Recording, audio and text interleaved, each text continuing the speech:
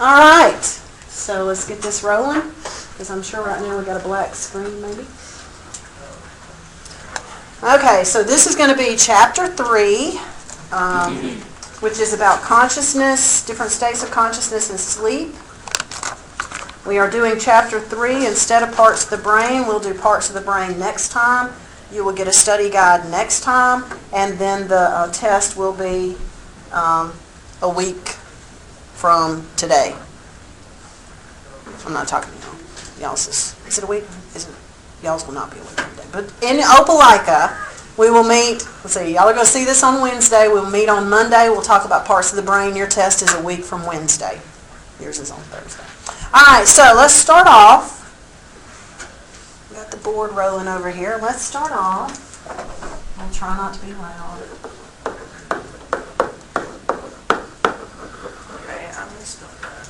Okay, so what we're talking about today is consciousness and its states. All right? And the first thing we want to talk about is what consciousness is.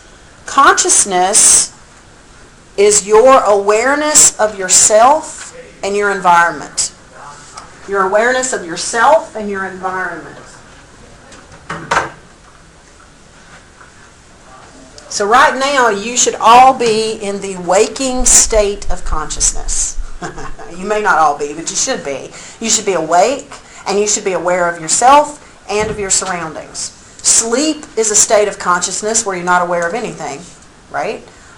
Daydreaming is a state of consciousness. You can have your consciousness altered by sleepiness. You can have your consciousness altered by drugs, which we will talk about just briefly at the end of this chapter. Okay, so there's lots of different states of consciousness. Okay, we're not going to talk about every one of them, but if you're following along in the book, we're going to pick up on page 81, and let's talk about something particularly interesting to consciousness, which is the concept of selective attention. Selective attention. Okay. You have to think of your ability to pay attention like a flashlight, a high beam flashlight with a concentrated light, so that you focus your attention on something, just like if that was a flashlight and I shined it right there and it just illuminated right there. Okay? Your attention is not a wide like floodlight. Okay? You can't pay attention to everything in this room that's going on at one time, can you? You cannot. I cannot either. You can't pay attention to everything. You focus your attention on one thing. You can really only focus your attention on one thing at a time. One thing. And that means if you focus your attention on one thing, that means you're obviously not going to pay attention to other things, right? If you can only focus your attention on one thing. The selective attention, focusing on one thing, is called cocktail, well, it's an example, cocktail party phenomenon. Okay? Cocktail party phenomenon. It doesn't have to happen at a cocktail party, but this is an example that shows you your ability to focus your attention. Cocktail party phenomenon is like if you walked into this room right now with all these people in it, if everybody was talking, it's just a hubbub of voices. You wouldn't really hear one conversation, you just hear a hubbub of voices. But if one person back there in the corner and all that hubbub of voices said your name, all of a sudden you'd be on that like Spock ears, right? And you'd focus in, and you'd be able to pick out parts of that conversation in amongst all this other talking that's going on. Does that make sense?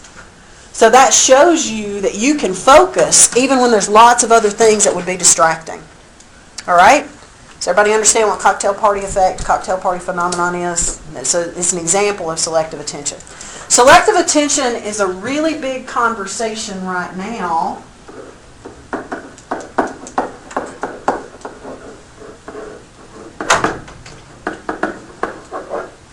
Because of, boy, I don't know how to write on this board very well. It's loud and it's not easy to see, but it's distracted driving. And what is it that's distracting us when we drive now? Cell phones, yes. And in Georgia, you can no longer even have a cell phone supported by any part of your body, whether you're using it or not, and you will be in trouble. So you can't even have your cell phone like sitting on your leg and it's not on in Georgia. You can't have it in any way. You can do hands-free stuff, but you can't have it supported by any part of your body. And what they're trying to do, of course, is to get you to not be talking and texting and stuff while you're driving by putting it away so you don't have it anywhere close to you. All right? Why is it so dangerous to text and drive? Because you're focusing on your phone instead of driving. Yeah, do y'all know, have y'all ever seen those videos about like if you're going X miles an hour, just looking down for 2 seconds at your phone, how far you will go just in those 2 seconds? It is, my brain is not one that I can look at something and go, well, that's, know how distant. I'm not good at judging how far away things are. But it freaks me out every time I see one of those videos, how far you will actually go in just a few seconds while you're looking down at your phone. And if you can only pay attention at one thing at a time, and you're looking at this, what are you paying attention to? The phone. And what are you not paying attention to? The road, where, or even off the road. The length of a football field in 4.6 seconds. Yeah, it's scary how far you can go. And if you're looking down, and I know some of y'all can just about do this and not even have to look at it, but you got to look down sometime. You can't have it and just be like you got to look down and read it or do something. Pull out in front of you and just like that. Or a car in front of you stop. I mean, there's all kind of things that can happen in those few seconds that you're looking down. But get this, you are also a distracted driver when you're talking on it, even when you're talking hands-free. Why would that be? Because your eyes can still be on the road when you're talking to somebody on the phone. Why would you be a distracted driver when you're talking on your phone? Because you're focused on that conversation. Absolutely. You get stressed out and angry and... Who are you talking to? I mean, I remember you saying that in class, in one of our classes. It is the fact that even though your eyes are open and on the road, your brain can be very engaged in this, almost absorbed in the conversation to the point that you're not really paying attention to what's in front of you. You can be a distracted driver with somebody in the car. Just having a conversation with somebody in the car can make you a distracted driver. Think about it a minute. Get engrossed in that conversation. But, as your book says, let's see. It says 28% of traffic accidents occur when people are chatting or texting. 1 in 4 drivers admits to chatting or texting. Yeah, I know, because I see all of y'all on 85. When somebody's like doing something a little crazy and you think, and then you go by and yep, there's that phone. There's that phone. They're a little distracted. And I'm just hoping you stay in your lane so I can get around you and go on. Then I hope you make it to wherever you're going. It says here, even hands-free cell phone talking is more distracting than chatting with a passenger because passengers can see driving demands pause the conversation and alert you to risks. So somebody in your car, if you're not paying attention, may say, whoa! And you stop, where if you were talking to them on the phone, they didn't see anything to yell whoa about. Does that make sense? Says the University of Sydney analyzed phone records for the moments before a crash, and cell phone users were like the average drunk driver, 4 times more at risk. Having a passenger only increases your risk 1.6 times of an accident. Teen drivers' crashes and near crashes have increased 7 times when dialing or reaching for a phone and 4 times when sending or receiving a text message. The risk difference appeared when drivers were asked to pull off at a freeway stop 8 miles ahead. Of drivers conversing with a passenger, 88% pulled off at the right exit. 88% talking to somebody in their car. Those that were talking on a cell phone, only 50% got off at the right exit. You're more engrossed in this than somebody being in the car with you who can actually help you look. Okay? Now going along with still talking about selective attention, we've talked about cocktail party phenomenon, we talked about distracted driving. There's also something called inattentional blindness. Inattentional blindness. Inattentional blindness means that if you concentrate on one thing really, really hard, you're probably going to miss something else, even if that something else is seemingly something you should not have missed. Have any of y'all ever looked, because there's lots of them on YouTube, and you ever watched that show called Brain Games that used to come on TV? It had some cool stuff about it. There's a kind of a test that they do with people where they show them two different teams of people, and one team has on black shirts and one team has on white shirts, and they have basketballs. And to pass the basketball, you have to bounce it, boom, boom, one time to pass it to somebody. You're not throwing it, you're bouncing it, okay? And you are told that you need to count the amount of times the black shirt team passes their basketball. But there's also the other teams passing their basketball too. So you really got to pay attention to who's passing it, and you're counting it up. 1, 2, 3, 4. And you're not counting that one behind. In the middle of this experiment, something strange occurs. When the experiment is over, you think that they're going to come and say, how many passes?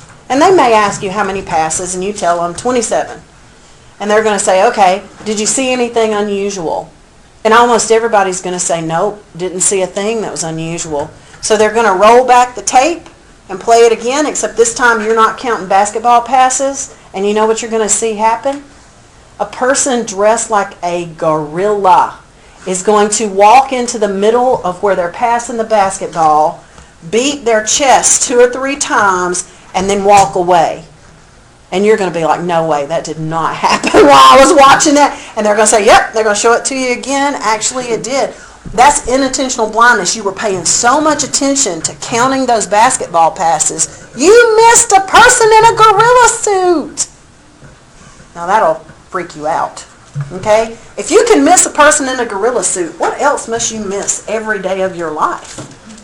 Right? How many details must we miss because we're paying attention to something else and other stuff passes us by? On that show, Brain Games, I saw they were doing this about selective attention and attentional blindness. I saw a guy, he was sitting on a stoop outside at like in a city like Chicago or something like that. He's sitting on a stoop and he's talking on his cell phone. He's not texting, he's talking. And he's looking at the street and he's talking on his phone, but he's in a real engaging conversation. He's being very animated. And while he's talking, they sent a guy dressed like a clown riding a unicycle to ride up and down the street in front of him like 2 or 3 times and then ride away. When the conversation was over and he got up to walk off, they went up to interview him and asked him, hey, it's a nice day. Yeah, it's a nice day. You see anything unusual on the street today? No, didn't see anything. Showed him the video and he was like, what? Are you kidding me? I had my eyes open. I was looking at the street. I was just talking on the phone and so engaged in the conversation, inattentional blindness, I missed it. And then going along with the inattentional blindness, sometimes you also have something called change blindness. Change blindness.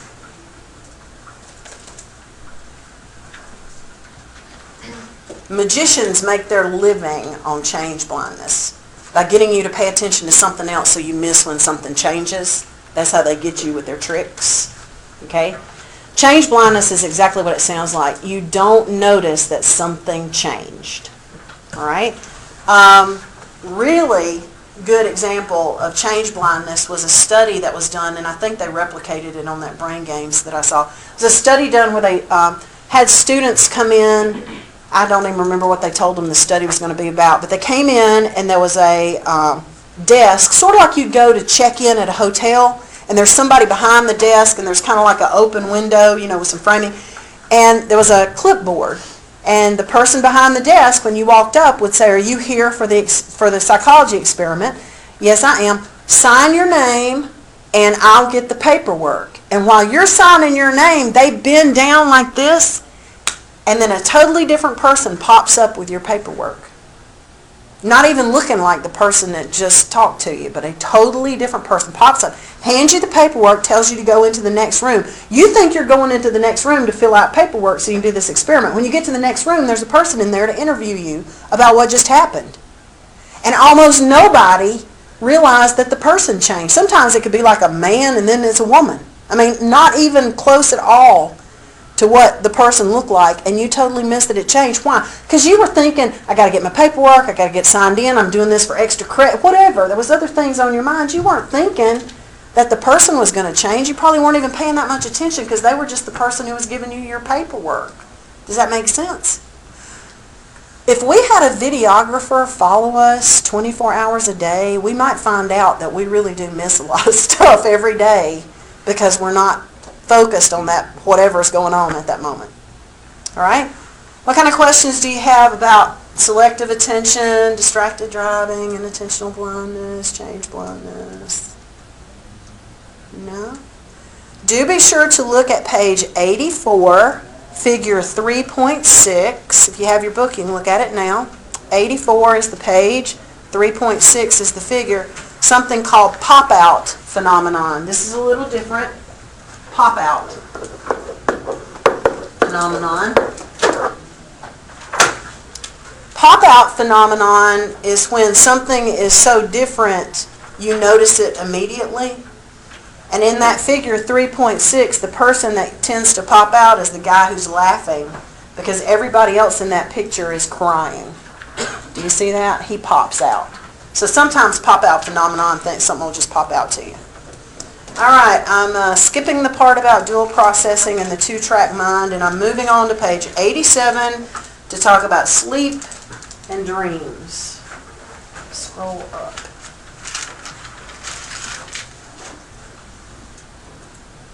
'86.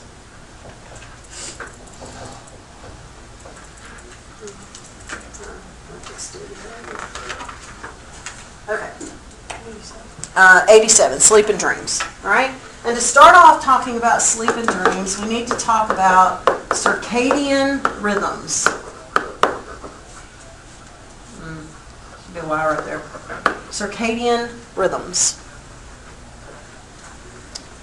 A circadian rhythm is a 24-hour cycle of wakefulness and sleep.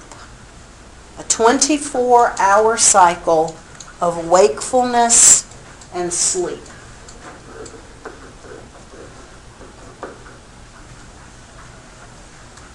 A 24-hour cycle of wakefulness and sleep.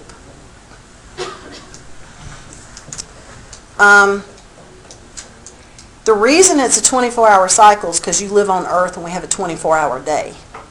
And your circadian rhythm is tied into the sun rising and setting. So it's tied into daylight and nighttime. All right? We won't get into the brain structure, but there's actually brain structures, pineal gland, that pick up on the sun rising and setting that helps set your circadian rhythm. Interesting to note, and I don't think this is proof that we were brought here by aliens, but interesting to note that when people, occasionally somebody will do an experiment where they'll go live in a cave for like 6 months, or they'll go live in one of them geodesic dome things, and they don't have clocks and they don't have windows and they can't tell when it's day and when it's night. Every person who's ever done that, their circadian rhythm expands to more than 24 hours. So it seems that genetically we are probably pre-programmed for a longer day than 24 hours. Maybe 28 to 32-hour days when we don't cue it to the sun rising and setting. It's a 24-hour day because you live on Earth. Okay? Now your circadian rhythm helps determine whether you are a lark or an owl. Who knows what I'm talking about? Like you go to bed early or you go to bed late? Yes, morning people and night people. Which one's a morning person?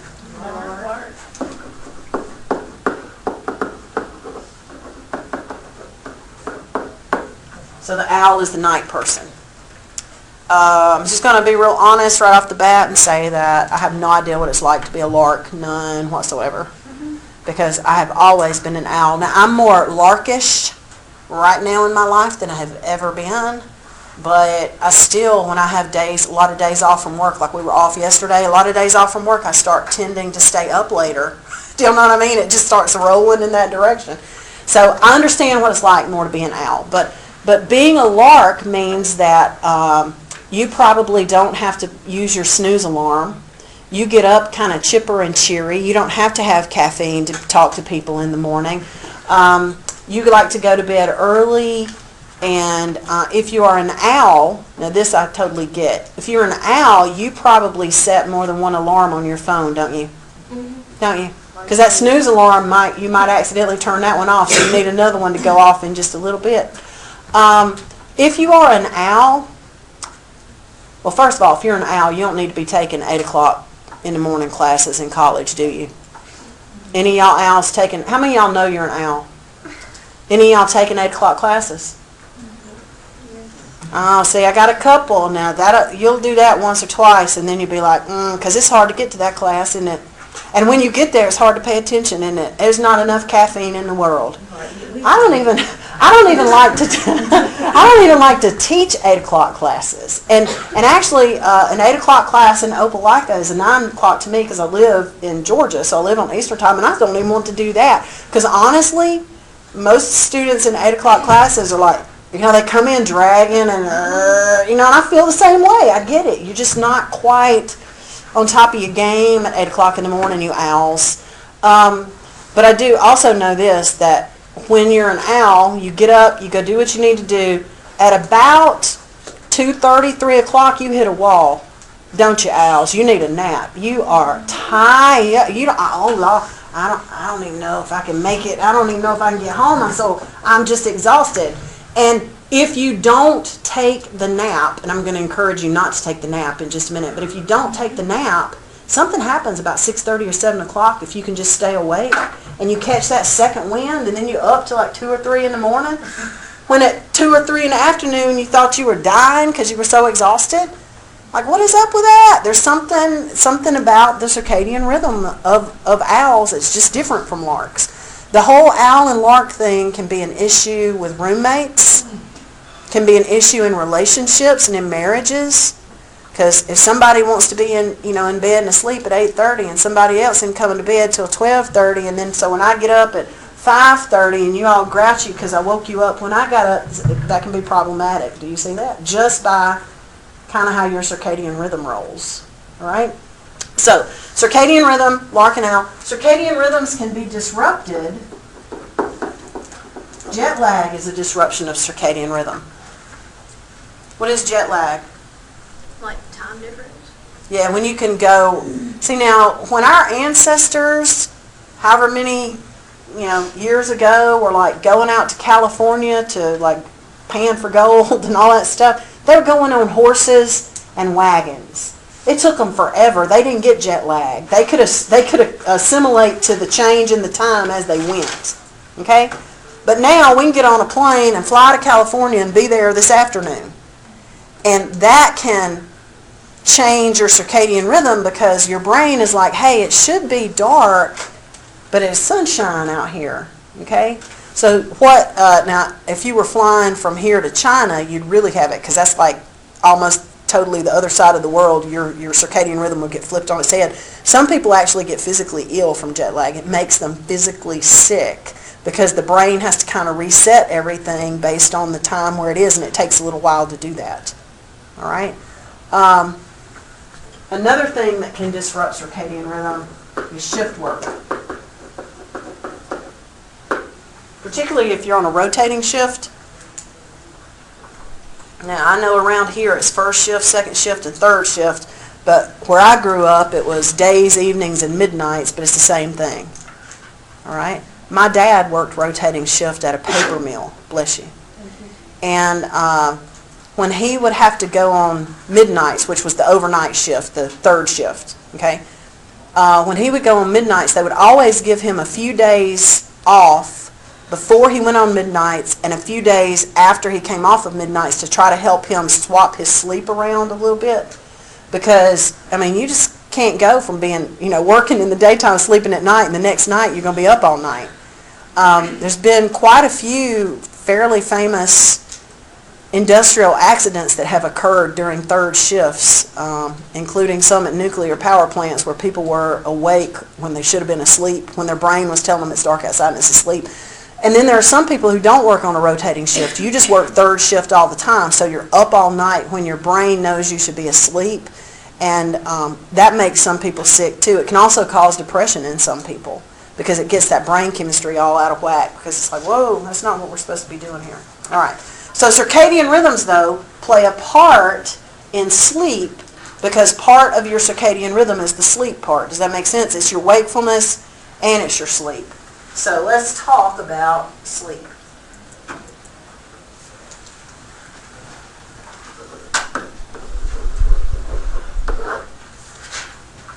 Blessed sleep, that thing that most everybody in here is not getting enough of. Am I correct? Because some of y'all look like y'all ain't had enough. Me too. I don't know if I ever totally get enough. All right, let's talk about sleep.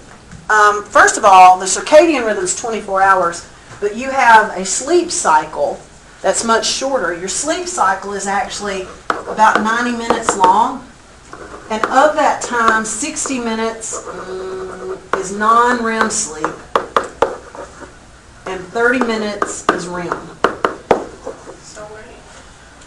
So throughout the night, you cycle through every 90 minutes, depending on how long you are asleep, on average. And an hour of that is going to be non-REM sleep, and then half an hour of that will be REM sleep. Now, what does REM stand for? Non-REM sleep? What does REM stand for? You know? Rapid eye movement. So REM stands for rapid eye movement. So you've got 30 minutes of rapid eye movement sleep, and you've got 60 minutes of non-rapid eye movement sleep. Okay? So basically your sleep's divided that way, REM and non-REM. And then non-REM can be broken down into 3 stages. There's 3 stages of non-REM and 1 stage of REM for a total of 4 sleep stages. Now, just a few years ago they changed that. It used to be 4 stages of non-REM, but they've lumped the 2 deep ones together. So now it's 3 stages of non-REM, 1 stage of REM, 4 total sleep stages. The first stage of REM, they gave them very difficult names. You'll be happy to know they're called stage 1, stage 2, and stage 3. All right? The first stage, stage 1,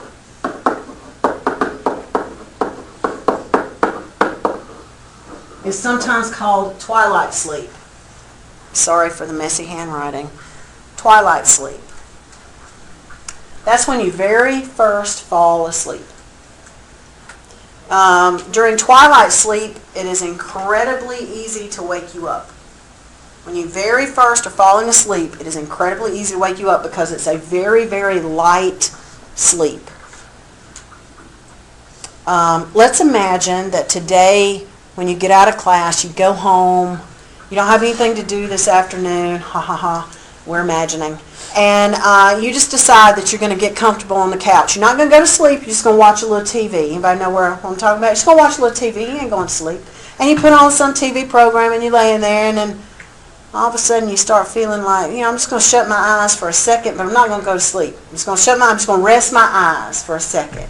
And as you're resting your eyes, you can still hear what's on the TV, and you still kind of know something's going on the TV, but all of a sudden you will feel your body get really warm, and then it almost feels like you relax down into the couch just a little bit. That's you falling asleep. That's what that is. That's what that feeling is. You have now entered twilight sleep, and you still know that the TV's on, but you don't really know what's going on the TV anymore. Now listen. I don't know why, but it's during that phase of sleep when you will think that you're falling, and you'll jump up like that. Have you ever had that happen? Where like you just all like, oh, and then all of a sudden you jump because you feel like you're falling. I don't know why that happens, but that's when it happens. Okay, in stage 1, right there, twilight. So we're on the couch. Yes, ma'am. Half asleep, half awake kind of thing. Now you're actually asleep. You're actually asleep, but it's just so easy to wake you up. So that sensation of falling just totally brings you out of it. Now, if you're in a deep sleep, that wouldn't happen that way. Okay. So you don't stay in twilight sleep very long, but get this, if somebody called your phone, let's say you're on the couch, right? And the phone is on the coffee table, and somebody calls you while you're still in stage 1, you have just fallen asleep and your phone rings. You will jump right up, you will grab the phone, you will look it at, oh, hey girl, what you doing, blah, blah, blah, have a conversation, you good. All right, remember that. You can have that conversation if you wake up from twilight. But if you stay asleep, so this is like light sleep.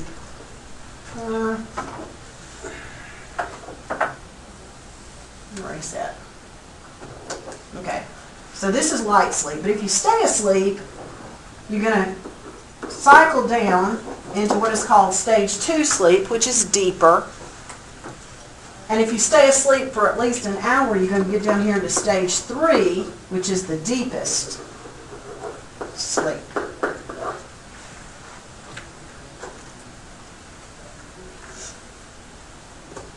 So if you've been asleep about an hour, yes ma'am? Is sleep paralysis also what happens in stage 1?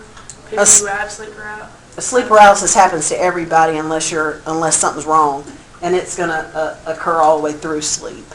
When you're asleep, you are effectively paralyzed, which you should be, so you don't like thrash around and wake yourself up. Okay, but some people actually have issues with that. Talk about more in a minute. But the stage 2 is deeper. Stage 3 is the deepest sleep. So you've been asleep about an hour, and let's say your phone rings now. And it rings and it rings and it rings and it rings and it rings. Now see, on stage 1, it rang one time and you was on it. Hey girl, what you doing? Now it's like ringing and ringing and ringing. And you know what some of y'all are going to think? Some of y'all are going to think you were dreaming about your phone ringing and you made your phone ring. That is not how that works. Your phone started ringing and you heard it and you incorporated that into your dream. Okay? Not the other way around. All right? So you hear it, and it's ringing, and it's ringing, and it's ringing, and it's ringing, and it's ringing, and it's ringing, and it finally gets you sort of halfway conscious. Y'all know what I'm talking about? Yeah, And you might find your phone, but you can't really see who it is. You can't quite get your eyes to focus. So you just hit it and go, huh? And whoever it is says, oh, I'm sorry, did I wake you up? And you'll say, no. And then they'll be talking to you and you'll be like, And probably if it's a smart person, they're going to say, I think I woke you up. I'm just going to let you go. All right. When you wake up later, you're probably not even going to remember having that conversation, are you? Because your brain was so slowed down here in stage 3 that it takes a lot to wake you up from stage 3. Yes, sir? What's the one, I guess it would be stage 2, where you can have a full conversation on the phone and not remember it? Probably somewhere between a 1 and a 2. Yeah. 3, you're probably, no, you might have a conversation, but it'll be more like, kind of stuff. You probably won't be making sense. Yeah. Can you just like stay in stage 1, like not go to stage 2 and stage 3 whenever you fall asleep? I don't think so, unless you only sleep for a few minutes. Have you ever heard of power napping? Yeah. The object of power napping is not to nap more than about 15 minutes or so, because that keeps you from going down into the deep state. And that's why a power nap is supposed to be refreshing, because you can wake up from it and feel good. If you go home today and take an hour-long nap or a 3-hour-long nap, you're not going to feel good when you wake up, are you? You feel like, I think I'm just going to give me something to eat and go back to bed. Right? I mean, you feel like you can't quite wake up because you got down there into that low. If you're going to do a nap, a really, really short nap is how you stay in the lightest stage, and why it's easy to wake up, but it still gives you like a rest or a refresh. Does that make sense? I don't sleep deep. Like, my dog was walking across my floor this morning. I have carpet, and that woke me up. Like, him walking on my carpet floor woke me up. Like, I never sleep deep. Well, I would have to disagree with you. You have to be sleeping deeper. You probably wouldn't be able to sit here and have a conversation with me, because there's something in the ability to have the full range of the sleep that keeps you sane in the daytime. So you may be, you may be easy to wake up, but you have to be cycling through. You have to be cycling through, but maybe there is something that for whatever reason your senses pick things up better while you're asleep. I'm not sure. Yes, ma'am. When you're Yes. when you're in a coma, do you stay in stage 3?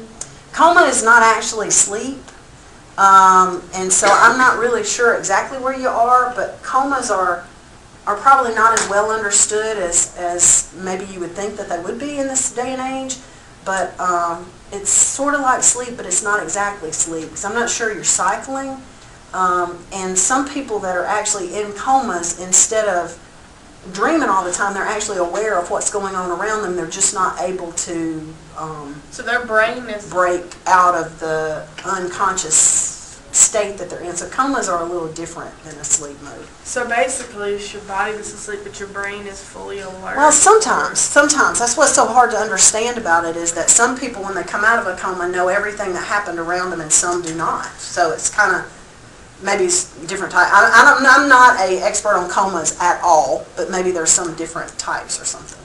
Okay? All right, so you've been asleep, you went through stage 1, stage 2, you're down here in stage 3, and then an interesting thing is going to happen. You're going to get your 30 minutes of REM, and what's going to happen here is you're going to come up and be really, really active. I drew that a little high, probably more like in between a 1 and a 2, not so close to a 1. But it's really easy to wake you up when you're in REM sleep, because REM sleep is a lighter sleep than stage 3. Did y'all see that? So your brain is more active. If we had an MRI or a functional MRI of a brain that was asleep, when you are down here in stage 3, your brain is pretty chill. Now, you do not go to sleep to rest your brain. If your brain had too much rest, you wouldn't wake up. Do you know what I mean? Your brain is always functioning. But when you compare an awake brain to a stage 3 brain, it is more chill, okay? But a REM brain, a brain that is in REM sleep, is more active than an awake brain. So when you go through this REM, your brain lights up like a Christmas tree on steroids. I mean, it's wide open going on in there.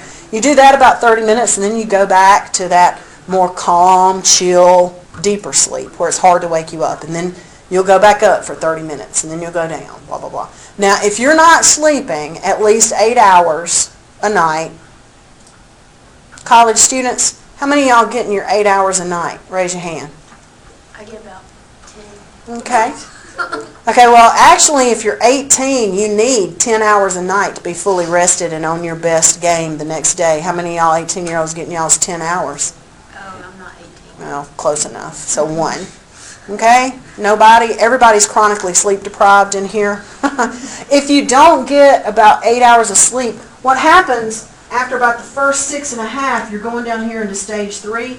But after about the 6.5, when you go into your REM part, then you only go down to stage 2. So as it gets further and further into the morning, you're alternating between stage 2 and REM, stage 2 and REM.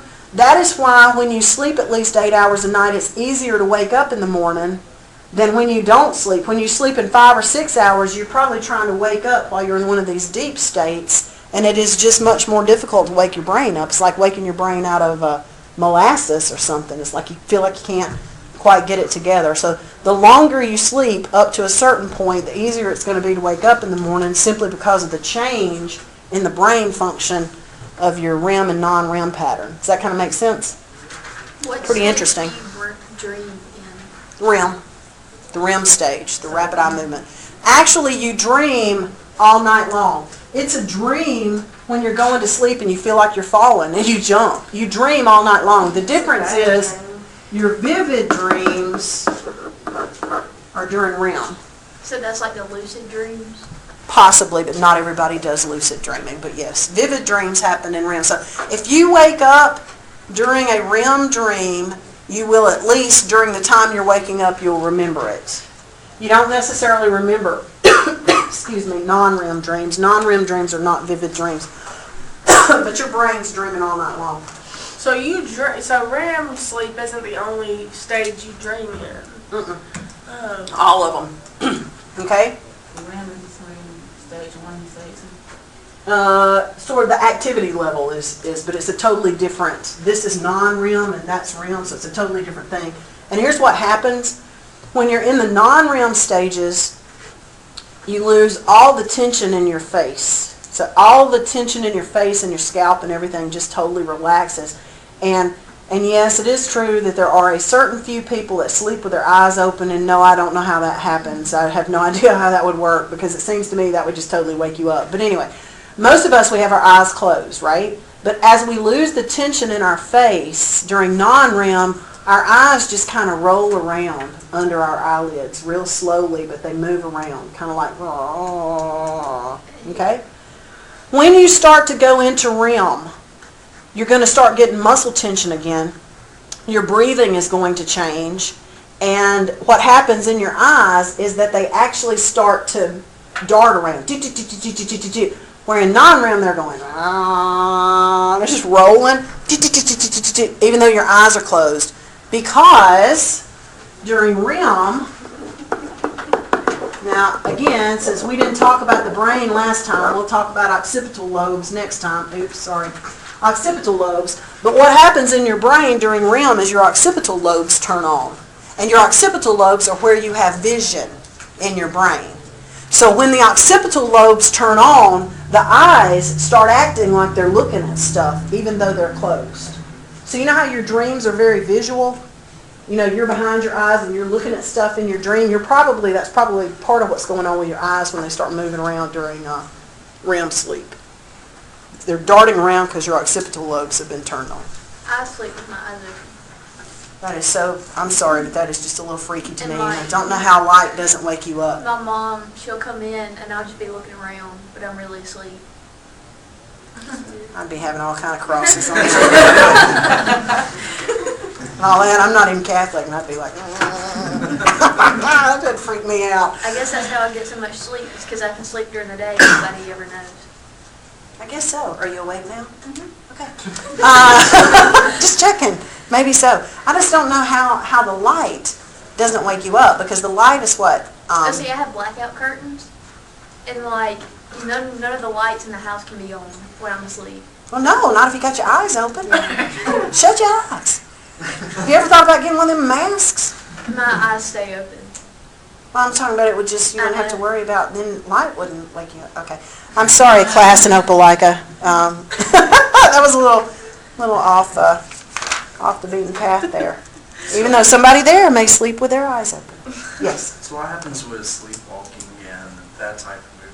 I shall get to that in just a minute. That is one of the sleep disorders. Very good question. We'll get to it. Okay. Now, some of you may be thinking, I don't dream. I don't do this. I don't dream. I haven't remembered a dream in years. That is because you all just, except a few of you, just admitted you're chronically sleep deprived. When you're chronically sleep deprived, you will probably not ever remember a dream. You're more likely to remember a dream if you wake up during it. And remember, the longer you go, the more likely it is that you wake up during REM instead of during one of the non-REM. So you may think you're not dreaming, but we know that you are, because if you weren't dreaming, you would be crazy. You start hallucinating in the daytime when you don't dream at night. And it almost looks like schizophrenia, which we'll talk about when we get to psych disorders. But all it takes to fix it is a good night's sleep with some dreams.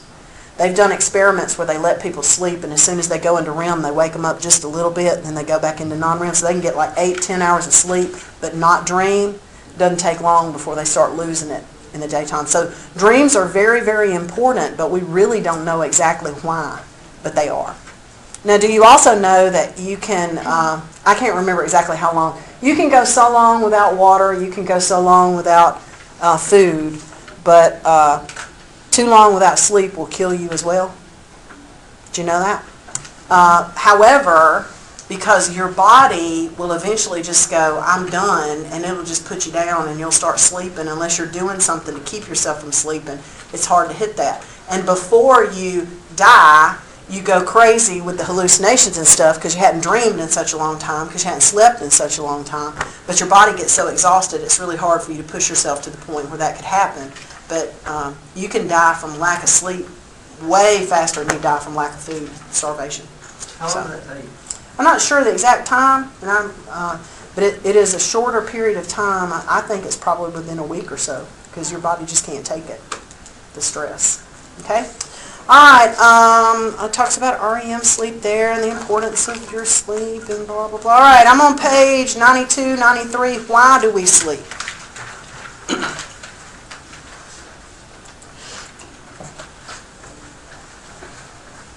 I think that it's really interesting that it is now 2019 and we're still asking why we have to sleep. I just told you if you don't sleep, you die. Okay? But why do we have to sleep? And your book gives you several different options here.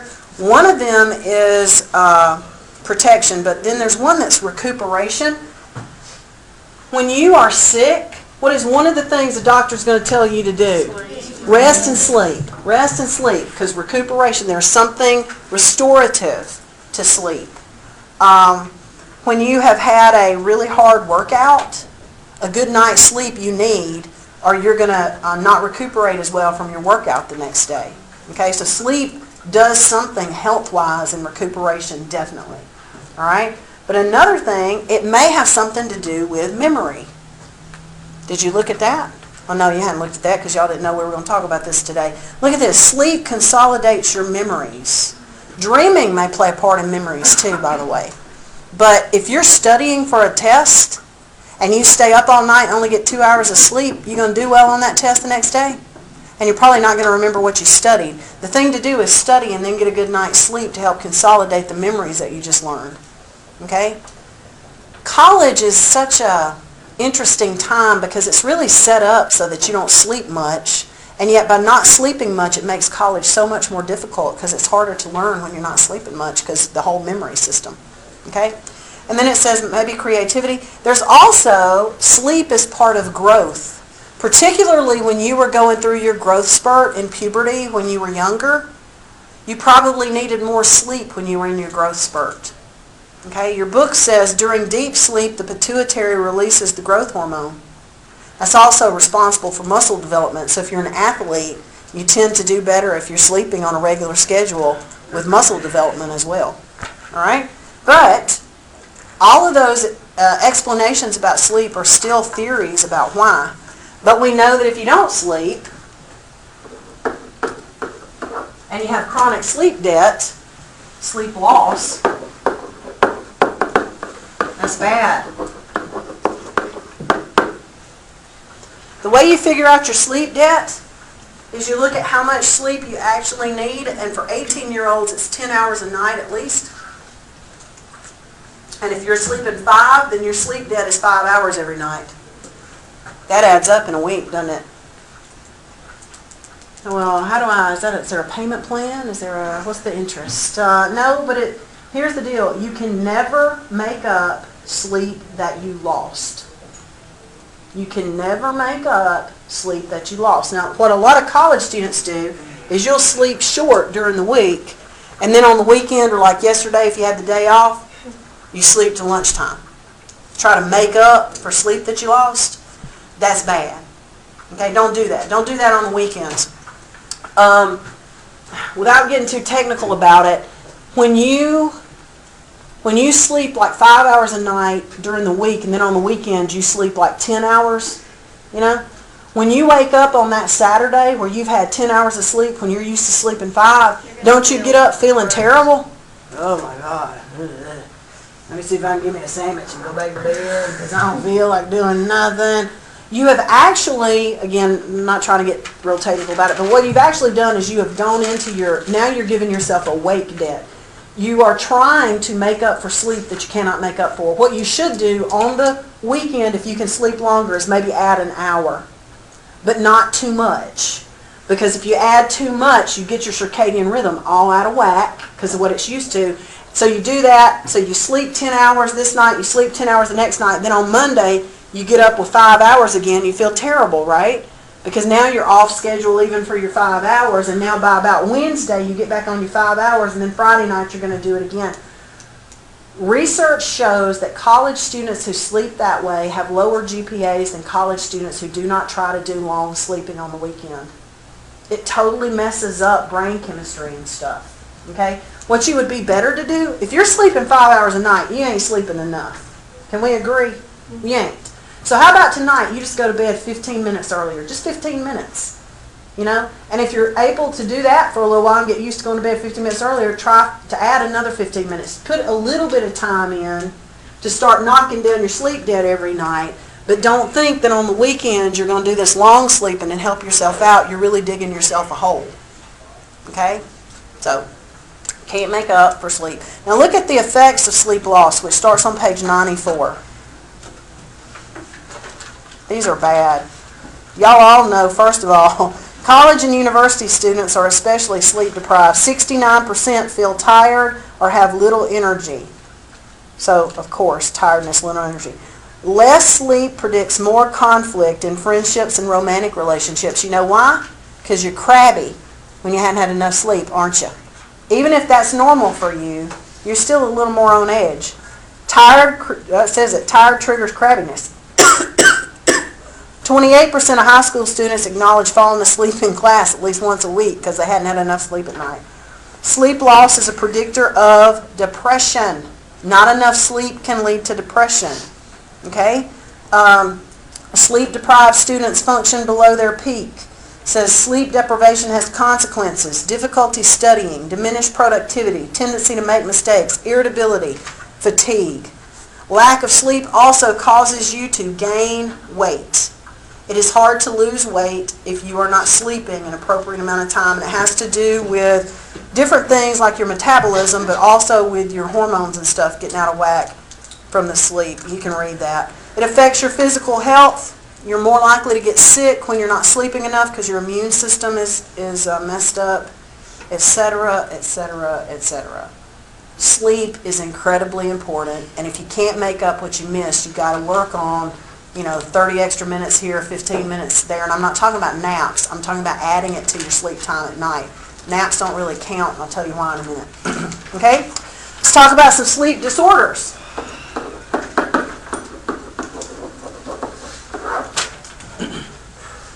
Sleep disorders. Somebody give me an example of a sleep disorder. Sleep apnea. Apnea. All right, what is sleep apnea? Stop breathing. Yeah. Sleep apnea is basically where you stop breathing. You're struggling to breathe. A lot of people with sleep apnea are very, very, very bad snorers. They snore really bad, not just like rattle the windows and the doors because they're gasping for air. All right? Does it have something to do with weight? It can. There's lots of different reasons why people have sleep apnea. Weight can be an issue. There are CPAP machines, the mask that you can wear that oxygenates you. Some people don't like to wear them because they're, got that thing on their face while they're sleeping. But sleep apnea can kill you. You can deoxygenate and stop breathing and not start breathing again. I have a cousin who probably was about a year older than me, and it's been maybe 4 years ago that he did not wear his CPAP machine and he died in his sleep from sleep apnea. Will kill you. Can you be without sleep? I'm not sure about that, but you might be able to because there's lots of different types And and stress causes. can cause it. My Yes. son got it bad, and he ain't want to vote.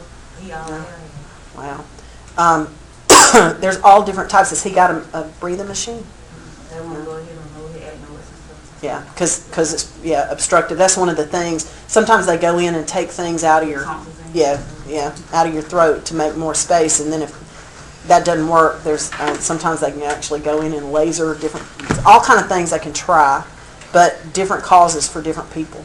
So I didn't know that you. I don't know for sure you can be born with it, but I guess you could, because if it's an adenoid and tonsil issue with the size of your throat, then that would make it hard for you to breathe while you're asleep. Okay. What's another disorder? What's the most common one? Insomnia? Insomnia. Insomnia is the most common sleep disorder. And what is insomnia? You don't sleep at all. Yeah, insomnia is the inability to get a good night's sleep. The inability to get a good night's sleep is insomnia. Inability to get a good night's sleep. There's about 50-something types of insomnia. The one most people think about is where you lay down, you just can't go to sleep. Okay? That's only one. There's one where you lay down, you go to sleep, and then in the middle of the night you wake up and you're awake for several hours, and then you go back to sleep for a couple hours, before the morning. There's one where you lay down, go to sleep, and then wake up real early in the morning, way earlier than you should, and you can't go back to sleep. And there's one where you actually, I don't know what it's called, but you actually lay down, you go to sleep, you sleep all night, and when you wake up the next morning, you feel like you haven't slept. So it's simply the inability to get a good night's sleep, and it is the most common disorder. I heard somebody say night terrors. That's also a sleep disorder. That's not the same thing as a nightmare. A nightmare is a bad dream. My dad had night terrors when he was growing up, and my grandmother said that the only thing that would stop him from screaming, because his eyes were always open, and she would have to get him, be very quiet, and put him in front of a mirror, and just rub his head and stand him in front of the mirror, and eventually he'd wake up. Yeah, night terrors are much more common in little boys than they are in little girls. Most people outgrow them, but you would more often see this in a young boy. And this happens during non-REM sleep, not REM. It is not a nightmare. Nightmares happen in the morning, close to the morning time when you're having more of that REM sleep and you're having those vivid, and it's a bad dream and you wake up and there's a monster chasing you, whatever. Night terrors, you don't really know what it is. And it usually happens like within a short period of time, maybe an hour or so after going to sleep. And again, they wake up screaming like somebody's killing them, but they can't really tell you what it is, and you can calm them down and put them back to bed, and the next morning they're not going to remember that happened. You're going to remember because it scared the crap out of you, but they're not going to remember because they're in a real deep sleep. So what do you call like somebody wake up laughing? I don't know. It all depends. It could be, when you are having a dream, it turns on your emotional centers. So if you're laughing in a dream, it's possible to wake up laughing. Just like when you're screaming in a dream, it's possible to wake up screaming. Or, whatever. I don't know. Did you have a question? No? Okay. Okay, all right. So night terrors, again, not a scary dream. That would be a nightmare. You also have narcolepsy.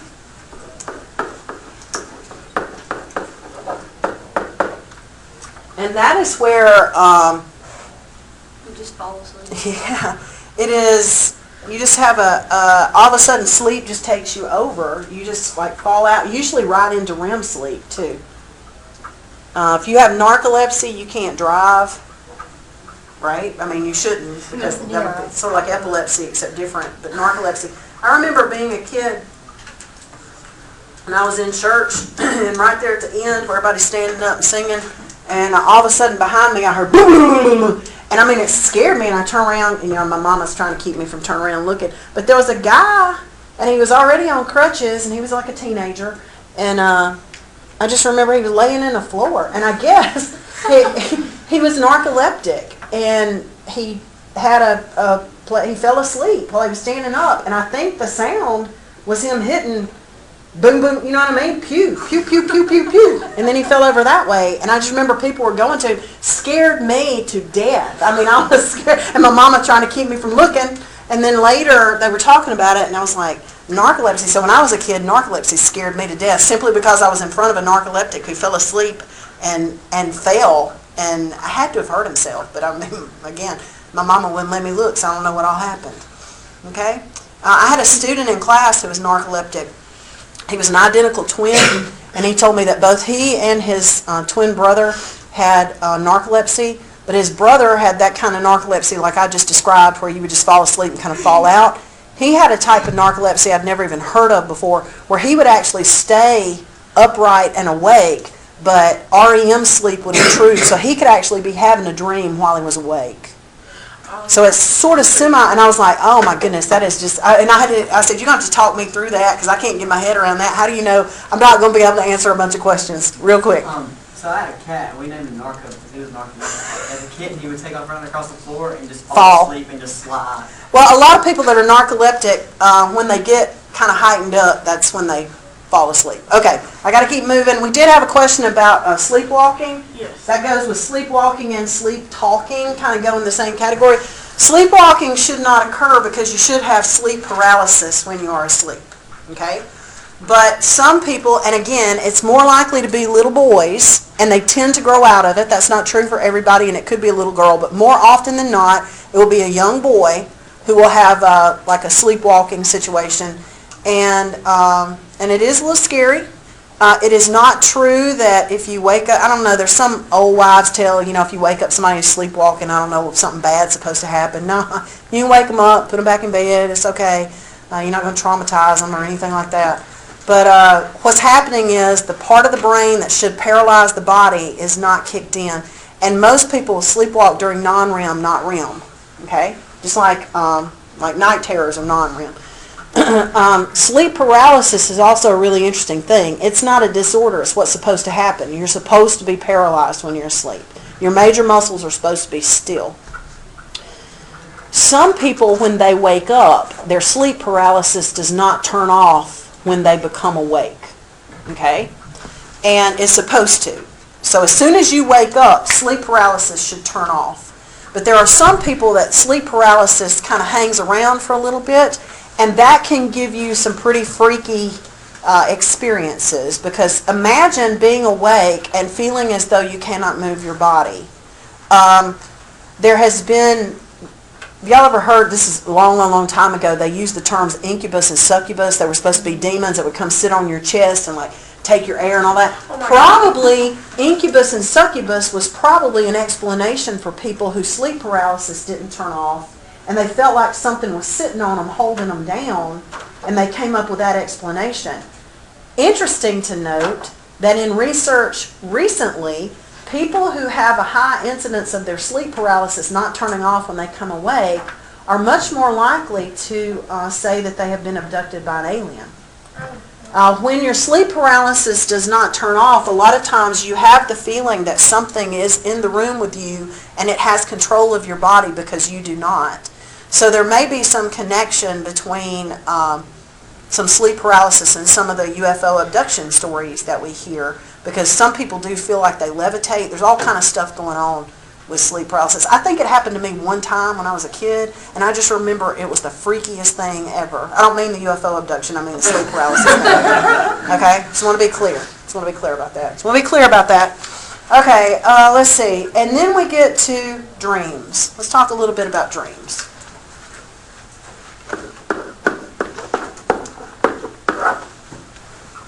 We don't know why we dream. Sigmund Freud thinks you dream to, fulfill your kinky wishes about your mom and dad. You can look at that on page 100, manifest and latent content. Memories may be involved in dreaming and neural pathways. I think the best explanation of dreaming is actually at the bottom of page 100 and the top of page 101. Okay? Your book calls it neural static.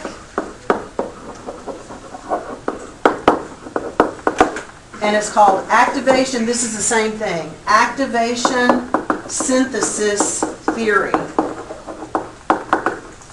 Same thing. Your book calls it neural static, and it's called activation synthesis theory. And it says that. It says both of them. Basically, this is the theory that your brain, the activation part, when you go to sleep and you go into REM sleep, your brain has turned itself on. And we know that's true because we can image your brain. Your occipital lobes are definitely turned on. That's where you see, and that's why your eyes move around. Okay? So the activation part is your brain turns itself on.